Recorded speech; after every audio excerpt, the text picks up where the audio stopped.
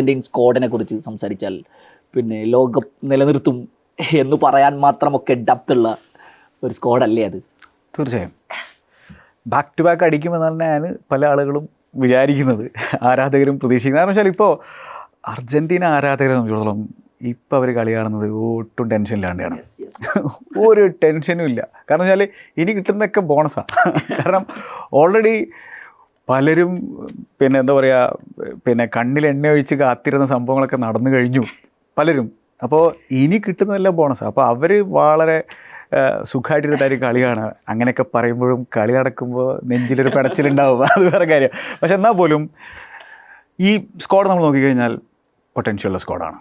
World cup ജയിക്കാൻ പോകുന്ന തരത്തിലുള്ള സ്ക്വാഡ് തന്നെയാണ്. കാരണം വെച്ചാൽ ഒന്ന് ഈ കണ്ടീഷൻസും അവർ ഫേവർ ചെയ്യും. കാരണം നടക്കാൻ പോകുന്നത് അമേരിക്കയിലാണ്. അമേരിക്കയിലെ ചൂടിനെ കുറിച്ചൊക്കെ ഇപ്പം തന്നെ ഈവൻ അർജന്റീന പ്ലേയേഴ്സ് പോലും പിന്നെ അതിനെക്കുറിച്ച് സംസാരിച്ചു തുടങ്ങി. ഇപ്പോൾ എൻസോ ഫെർണാണ്ടസ് ഒക്കെ അതിനെക്കുറിച്ച് സംസാരിച്ചിട്ടുണ്ട്. കാരണം ആ രീതിയിലുള്ള പിന്നെ കണ്ടീഷൻസാണ്. അപ്പോൾ അത്രയും ആ കണ്ടീഷൻസിൽ പിന്നെ പൊരുതി നിൽക്കാൻ എത്രത്തോളം യൂറോപ്യൻ ടീമുകൾക്ക് സാധിക്കുമെന്ന് കണ്ടറിയേണ്ട സംഭവമാണ്. 94 ഇവിടെ വേൾഡ് കപ്പ് നടന്നപ്പോൾ, അമേരിക്കയിൽ വേൾഡ് കപ്പ് നടന്നപ്പോൾ ജയിച്ചത് ബ്രസീലാണ്. ആ പെനാൽറ്റി ഷൂട്ടറിലാണ് മത്സരം 0-0 എന്നുള്ള സമനിലയിലേക്കാണ് ഫൈനൽ അവസാനിച്ചത്. 120 മിനിറ്റ് കഴിഞ്ഞ് പോകുന്നത്. ബാജിയോൻ്റെ പെനാൽറ്റി മിസ്സും കാര്യങ്ങളൊക്കെ ആളുകൾ ചർച്ച ചെയ്തിട്ടുണ്ടാവും. പക്ഷേ അന്ന് ജയിച്ചത് ബ്രസീലാണ്. അപ്പോൾ ഒരു സൗത്ത് അമേരിക്കൻ ടീം ജയിക്കാനുള്ള സാധ്യത ഇപ്പോഴും ഞാൻ കാണുന്നുണ്ട്. അപ്പോൾ അതിൽ തന്നെ ഈ അർജന്റീനൻ സൈഡ് ഈ പറഞ്ഞ പോലെ മെസ്സി ഉള്ളത് ഇപ്പോൾ അവരെ സംബന്ധിച്ചിടത്തോളം ഒരു എന്താ പറയുക, ഒരു ആഡഡ് ബോണസാണ് മെസ്സി ഇപ്പോഴും ഉള്ളത്. മെസ്സി അടുത്ത വേൾഡ് കപ്പ് കളിക്കും തന്നെയാണ് ഞാനിപ്പോഴും വിചാരിക്കുന്നത്. പക്ഷേ മെസ്സി ഇല്ലെങ്കിലും സ്കലനി അവിടെ ഉണ്ട്. സ്കലോണിക്ക് അർജന്റീൻ ഫുട്ബോളിൽ സൃഷ്ടിച്ച റവല്യൂഷൻ അത് തന്നെയാണെന്നാണ്. കാരണം ഒരു കാലം വരെ മെസ്സി എന്ന അച്ചുകൊണ്ട് ചുറ്റും കറങ്ങിക്കൊണ്ടിരുന്ന ഒരു അർജന്റീൻ ഫുട്ബോൾ ഗോളത്തെ അദ്ദേഹം മെസ്സി ഇല്ലാതെ കളിക്കാൻ പഠിപ്പിച്ചു എന്നുള്ളതാണല്ലോ യഥാർത്ഥത്തിൽ. ഇപ്പോൾ ബ്രസീലിനെതിരെയൊക്കെയുള്ള ആ ലോകകപ്പ് ക്വാളിഫയർ നോക്കിയാൽ മതി. 4 ഡിഫറൻറ്റ് കളിക്കാർ ഗോളടിക്കുന്നു. പുതിയതായി ഇറക്കിയ ജൂലിയാനോ സിമിയോണി വന്ന് ഗോളടിക്കുന്നു. അപ്പോൾ അങ്ങനെയൊക്കെ ഒരു സാധനം ഉണ്ടല്ലോ. അത് അർജന്റീൻ ഫുട്ബോളിൽ കുറേ കാലം മുമ്പ് വരെ നമ്മൾ കാണാൻ ആഗ്രഹിച്ചിരുന്ന ഒരു സാധനം. മെസ്സിയെ സൈഡ് ബെഞ്ചിൽ എടുത്തിട്ട് സ്കലോണി ഗ്രൗണ്ടിൽ സൃഷ്ടിക്കുന്നു എന്ന് പറയുന്നത്. അപ്പോൾ അതിൽ തന്നെ ഇപ്പോൾ ഗർണാച്ചോയെ പോലെ ഒരുപാട് യങ് ബ്ലഡുകൾ പുറത്ത് അവസരം കാത്തു നിൽക്കുന്ന സ്ഥിതിവിശേഷം പോലെ ഉണ്ട്, സ്ഥിതിവിശേഷം പോലും ഉണ്ട് എന്നുള്ളതാണ്. ആ സ്ക്വാഡിനെ വിലയിരുത്തി കഴിഞ്ഞാൽ നമുക്ക് ശരിയാണ്. ഈ സ്കലനി വന്നിട്ട് അവിടെ വരുത്തിയിട്ടുള്ള മാറ്റം അതൊരു വല്ലാത്തൊരു മാറ്റമാണ്.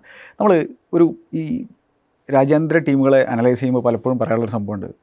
പലരും അവിടെ ഇവിടെയൊക്കെ കളിക്കുന്നവരാണ്, യൂറോപ്പിൽ കളിക്കുന്നവരാണ്. ഒരാഴ്ച വന്ന് കളിക്കുമ്പോഴേക്കും ആ ഒരു കെമിസ്ട്രിയും കാര്യങ്ങളൊന്നും ബിൽഡ് ചെയ്ത് അങ്ങനെ എടുക്കാൻ പറ്റില്ല.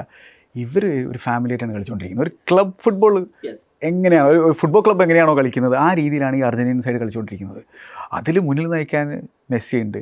മെസ്സിക്ക് ചുറ്റും പടയാളികളായിട്ട് അവരെ ഒരു നല്ലൊരു ഫോർമേഷനും കാര്യങ്ങളും നല്ല രീതിയിൽ കോച്ച് ചെയ്തെടുക്കാൻ സ്കലനി എന്ന് പറയുന്ന കോച്ചുണ്ട്. ഒരു ഫാമിലിയാണ്. അപ്പോൾ ആ രീതിയിൽ ഒരു ടീമായിട്ട് പ്രവർത്തിക്കുമ്പോഴേ നമുക്ക് എപ്പോഴും ഈ പറഞ്ഞ പോലെ ടൈറ്റിലുകളും വലിയ വലിയ കിരീടങ്ങളും സ്വപ്നം കാണാൻ സാധിക്കുള്ളത്, യാഥാർത്ഥ്യമാക്കാൻ സാധിക്കുള്ളൂ. അപ്പോൾ ആ സ്ക്വാഡിലേക്ക് നോക്കിക്കഴിഞ്ഞാൽ ഈ പറഞ്ഞ പോലെ തിയാഗോ അൽമാദയെ പോലെയുള്ള പ്ലേയേഴ്സൊക്കെ ഇപ്പോൾ അങ്ങോട്ടേക്ക് വരുന്നുണ്ട്. ഇനിയിപ്പോൾ മാറ്റിയാസ് സൂലെ, കർബോണി, പിന്നെ അവിടെ മെക്കാലിസ്റ്ററും എൻസോ ഫെർണാണ്ടസും ഒക്കെ ഇപ്പോൾ കഴിഞ്ഞ വേൾഡ് കപ്പിൽ കളിച്ചതിൽ അന്ന് അവർ യങ്സ്റ്റേഴ്സ് ആയിരുന്നെങ്കിൽ ഇപ്പോൾ അവർ എക്സ്പീരിയൻസ്ഡ് പ്രീമിയർ ലീഗ് ക്യാമ്പയിനേഴ്സാണ്. അവിടെ നല്ല രീതിയിൽ മുന്നേറ്റങ്ങൾ നടത്തിക്കൊണ്ടിരിക്കുന്നുണ്ട്. ഹൂലിൻ അൽവാരസ് അന്ന് വേൾഡ് കപ്പ് അടിക്കുന്നതിൽ വലിയ പങ്ക് വഹിച്ചുള്ള ഒരാളാണ്. ആളിപ്പോൾ ഒരു എക്സ്പീരിയൻസ്ഡ് ക്യാമ്പയിനർ ആയിരിക്കുകയാണ്.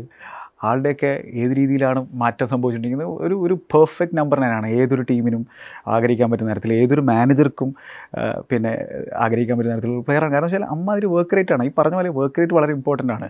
അപ്പോൾ ആ സൈഡിലേക്ക് നോക്കി കഴിഞ്ഞാൽ അതിൽ എക്സ്പീരിയൻസിൻ്റെയും ഈ പിന്നെ യൂത്തിൻ്റെയും ഒരു പ്രോപ്പർ ബ്ലെൻഡ് ഉണ്ട്. പിന്നെ എമി മാർട്ടിനസ്, ദിബുവിനെ എങ്ങനെയാണ് മറക്കാൻ പറ്റുക? ദിബു ഇപ്പോഴും ഉണ്ട് അവിടെ. ദിബു ആ രീതിയിൽ തന്നെ ഇപ്പോൾ കുറേ കൂടി എക്സ്പീരിയൻസ്ഡ് ആയിട്ടാണ് പുള്ളിക്കാരൻ ഇരിക്കുന്നത്. അപ്പോൾ ആ സ്ക്വാഡിൽ ക്വാളിറ്റി ഉണ്ട്. ഒബ്വിയസ്ലി ആ ഒരു ഫുൾ ബാക്ക് ഏരിയയിൽ കുറച്ചുകൂടെ അക്യൂന തഗ്ലഫിയക്കോയിൽ നിന്നൊരു മാറ്റം പലരും ആഗ്രഹിക്കുന്നുണ്ട്. ആ രീതിയിൽ മറ്റു പ്ലെയേഴ്സൊക്കെ വരുന്നുണ്ട്. ഇപ്പോൾ ബാർക്കോയെ പോലെയുള്ള പ്ലെയേഴ്സും കാര്യങ്ങളൊക്കെ അവിടെ വാലന്റീൻ ബാർക്കോ ഒക്കെ വരാൻ ഇരിക്കുന്നുണ്ട്. അപ്പോൾ ആ രീതിയിൽ മാറ്റം എന്തായാലും സ്കലനി വരുത്തുമായിരിക്കും. മിഡ്ഫീൽഡ് ഇപ്പോഴും ഫാന്റാസ്റ്റിക്കാണ്. ഡിഫൻസിൽ കുട്ടി റൊമേറോയും ഒക്കെ ഏത് രീതിയിലാണ് മാറ്റങ്ങൾ കൊണ്ടുവന്നിട്ടുള്ളതെന്നുള്ള നമുക്ക് എല്ലാവർക്കും അറിയുന്നതാണ്. ആ ലീഡർഷിപ്പ് ക്വാളിറ്റി അദ്ദേഹം ഒരു അസാധ്യ ഒരു ഡിഫൻഡറാണ്. ഒരു പക്ഷേ ചിലപ്പോൾ സ്പേഴ്സിൽ കളിക്കുന്നതുകൊണ്ടായിരിക്കാം, അദ്ദേഹത്തിൻ്റെ ക്ലബ് ഫുട്ബോൾ അദ്ദേഹം സ്പേഴ്സിൽ കളിക്കുന്നതുകൊണ്ടായിരിക്കാം വലിയ തോതിലുള്ള ആ ഒരു പിന്നെ പേര് അദ്ദേഹത്തിന് കിട്ടാത്തത്. പക്ഷേ വളരെ അണ്ടർ റേറ്റഡ് ആയ ഫുട്ബോളറാണ്.